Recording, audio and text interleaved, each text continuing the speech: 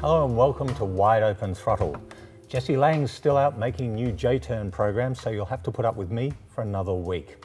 But we've got some interesting things to talk about. So to get things started, we've had Mazda Miata and Mazda Speed 3 on ignition and head-to-head programs recently, which raises an interesting question about the brand direction of Mazda. You know, it's been divorced now from Ford for a while. It has some challenges because it's a small company in a big world. It's got lots of product niches that it needs to cover. So what do we think the brand direction of Mazda is going to be over the next few years? It's tough to gauge. I mean, as is, I really, really love the Miata, and I don't want that car to change because it, to me, is just driving fun distilled into a really small, enjoyable package. And as much as there are similarities between it and the Mazda Speed styling, the shifters are very similar, the Mazda Speed 3 is just sort of this muscle car of a front drive car that doesn't have like the finesse that sort of the class does at the moment. Still enjoyable if you like torque steer. But the future, you gotta wonder, because both of these cars are kind of on their final legs, and they'll be replaced, especially the Miata, with something significantly different. As we've heard that it's going to be an Alfa Romeo. I've actually heard the term Fiata, which I just find endearing. And you gotta wonder what the next car is going to be, and I honestly don't know. Because Mazda's kind of split, isn't it, between these little sports cars and sporty cars, and then does good business with CX-9, CX-5, and the new Mazda 6, which is a great family sedan. So how does it resolve this sort of split personality? Can it live with both of them? Well, I just drove the Mazda 6 recently, and kind of the underlying base of that car, it's still kind of a driver's car. You get in it after driving an Accord and a Camry and the other cars in that category, and you're like, they still want to have some fun with this car, and I hope that's the direction they keep going. I agree. They really, they started out with they had the zoom thing going for a long time. Kind of made sense, but they kind of watered down their cars a little bit. I've talked with Mazda folks a lot, and they definitely feel like they have a heritage there. They have the rotary heritage, the RX-7. So they definitely feel like they have that heritage there. And I agree with you, Mike. They absolutely have to do that in my mind. They have to find a way to separate themselves from the rest of the pack. If they don't, they're probably not going to make it in my mind. Well, it is tough. I mean, almost every vehicle has to be a home run. Mm-hmm. I mean, you can see why the joint venture to do the Miata and a new baby Alfa Romeo sports car, because neither company can afford to do a bespoke platform for those vehicles. I mean, what's Miata selling at the moment? Well, in 2011, they sold 5,600 cars of the MX-5. Here in the US. 35,000, yeah. right? In the US, yeah. And in 1990, they sold 35,000. So that'll tell you, that kind of market's dried up. They do sell pretty nice utes, so they can balance that kind of stuff out if they have the right product mix. It's very interesting. I mean, when I can remember driving the original car when it came out, and the small Roadster didn't exist back then. Everyone's memories were of MGs and Triumphs and some Alphas. Here was a small open-top Roadster that started every time you got into it. It didn't break. Didn't rust, didn't leak oil, and the electrics worked. So it had no character. Is that what it is? Is that what it is? Well, a great irony. That's what everybody always tells me. People that are into old British cars and old Italian cars, like, you want a car that you don't know if it's going to catch on fire. That's what makes it interesting. It doesn't have to be fast. It doesn't have to handle particularly well, but if you go out and you don't know if you're going to make it back, that's the interest in the car. Have a hammer in it so you can fix the carburetor. Is it really all bad though? Because nobody can do cars like that anymore. It's true. They might be boring, but generally they'll start, and generally they'll get you home in one piece, a lot more than they used to. You can't get away with that sort of unreliability anymore. Everything has to work every single time. It's going to be interesting to see what they do with the Miata. That has a long history of a very enjoyable car, like Carlos had mentioned. There aren't many cars like that. Anytime we've done a comparison and we do a Canyon Drive loop, that one usually is always the tops. I can't think of any other cars really in that group that are that much fun to drive. Speed 3, on the other hand, with that new Ford Focus ST, Mazda's going to have to do a lot of work to make that Speed 3 remotely competitive with that kind of car. There's a lot of technology in that Ford. They've managed to make that car drive like no other front-wheel drive car that I can think of. I mean, being able to throw a car into a corner, you say that a lot about cars, but that Focus truly is a car. You can go almost as hard as you want into a corner, turn the wheel, the thing will stick, rotate, pick up the inside rear tire, and you're gone. It's amazing. It's absolutely amazing what Ford has done with that car. Both fun cars to drive, but that Miata's an absolute pure car, and I'm really curious to see how they change it. And there's a real possibility that doing too much to it, you could kill that car entirely. It already is a little bit pricey for what you're getting, because that's the one fault of the Miata is the interior is a little dated. Well, it's a lot dated. It needs to be updated significantly. And Alfa, if they bring it in, who knows? They can go all leather. I mean, you could add on $10,000 maybe to this car. But surely they're not going to do the mistake that Subaru and Toyota did with the BRZ and the FRS and have. They're not going to look the same. I suspect the cars will look the Alfa will look like an Alfa Romeo with the Alfa Romeo grille, and the Miata will look like the Miata. I think there is no other car that has that tactile nature to it, or very few cars have the tactile nature to it that a Miata has. I mean, it'll be a bonus if the baby Alfa gets that. That's very true. I almost expect Ford to come out with a small roadster like that, because the Focus ST has totally taken the place of the Speed 3 in that category. And it sounds like we're going to have a Fiesta ST, and that is exactly where you would put a Speed 2. Ford has really moved into that position of this fun to drive, with the little hot hatches. But I wonder if they're eyeing the Miata's sales decline and thinking this market may be either disappearing or going in a different direction. Well, they couldn't invest in a new platform for a car. A rear drive, you'd need a rear drive platform. Remember the Ford Capri, the little front drive roadster? That wasn't a howling success, even though that was built in my home country. The Miata is basically a core Mazda product, much like the RX-7 was. And I can't think of a Mazda without a Miata. But without a Mazda Speed 3? I can live without that. Right, mention of the Ford Capri and my home country is actually a nice segue to our next topic, which is the 2014 Chevrolet SS, which of course is based on the new VF Commodore, built in my home state of South Australia. And I think, Scott, you went to the launch. Yeah, got to go down to Daytona with Chevrolet, where they did the worldwide reveal. We got to look at it, touch it, sit in it, didn't get to drive it. And they did really good with this car. Styling is subtle, and they even mentioned that they could have gone cartoony, and we know Chevy can go cartoony with some of their cars, Camaro.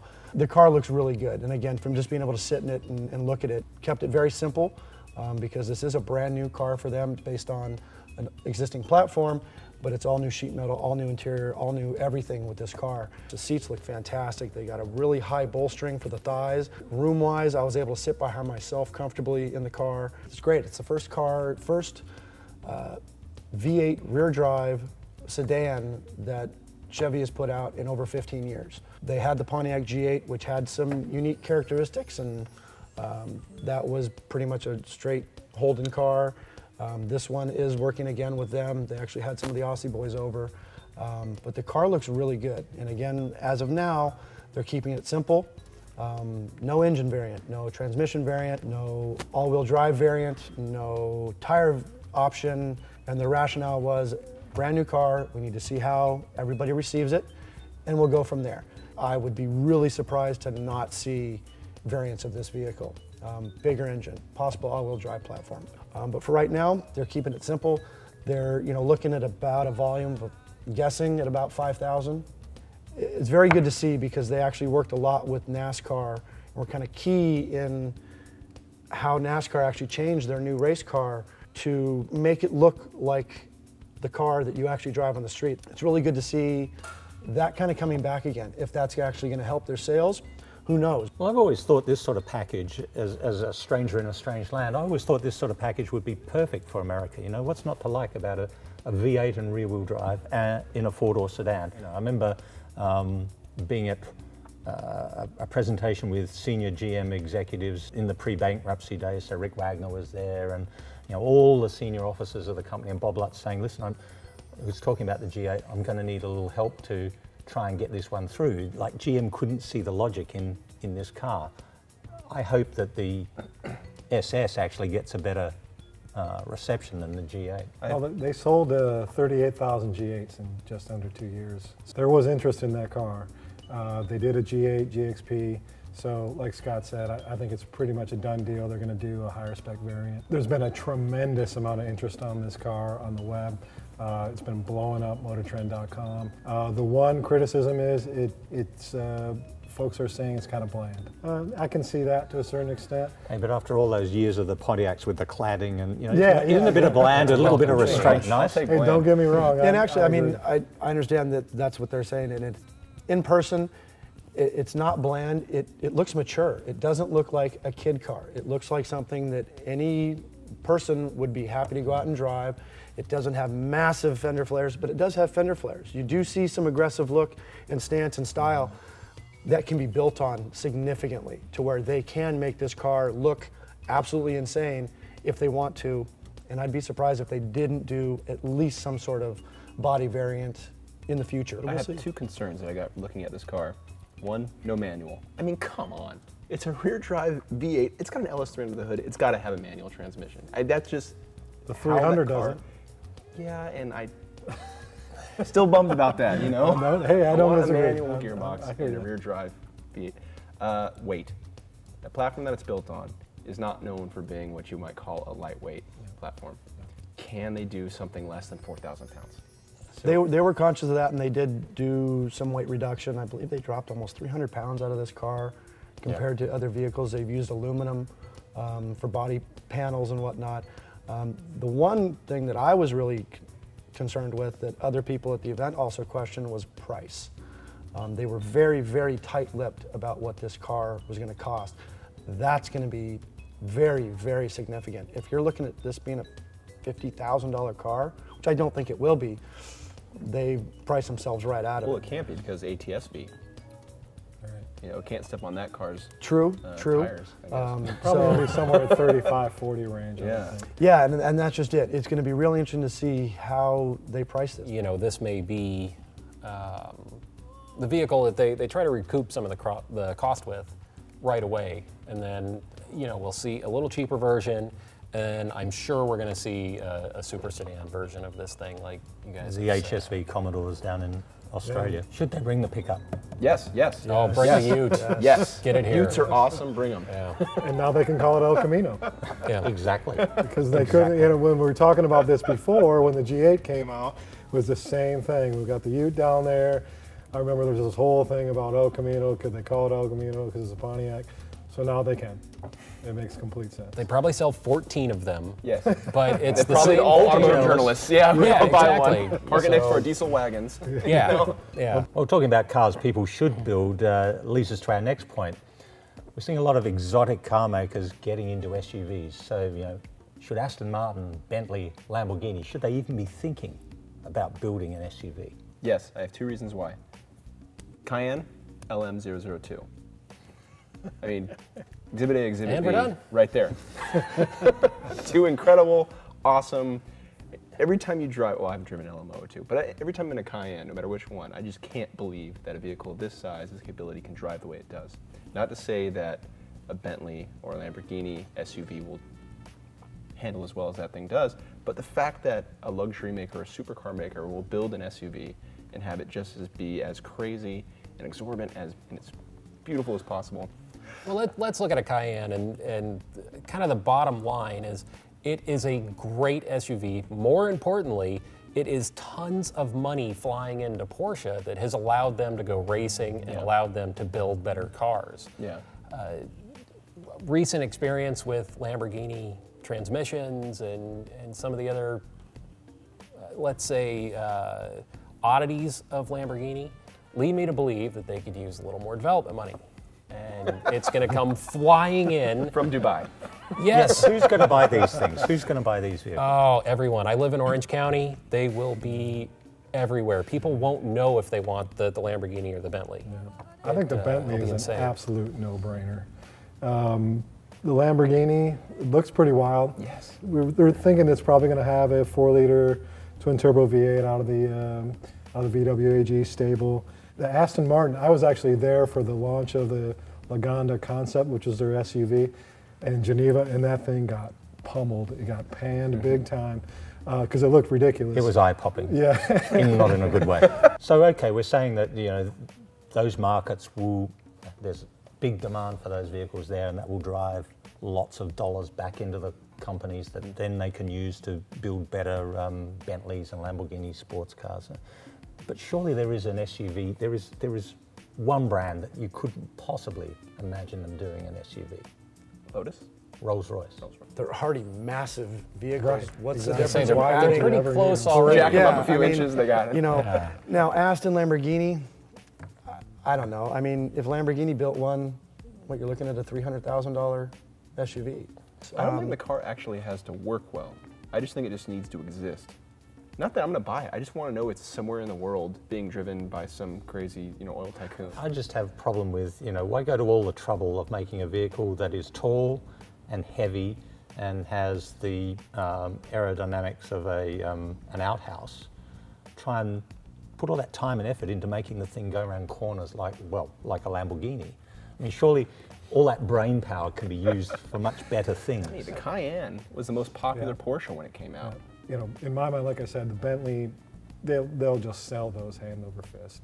Lamborghini, I agree with you. It's one of those things. They're kind of, in some ways, diluting their DNA. But that, the concept looks fantastic, and we've already seen some patent drawings, so it looks like that thing's going to happen. And Mercedes has proven you can build sporty SUVs.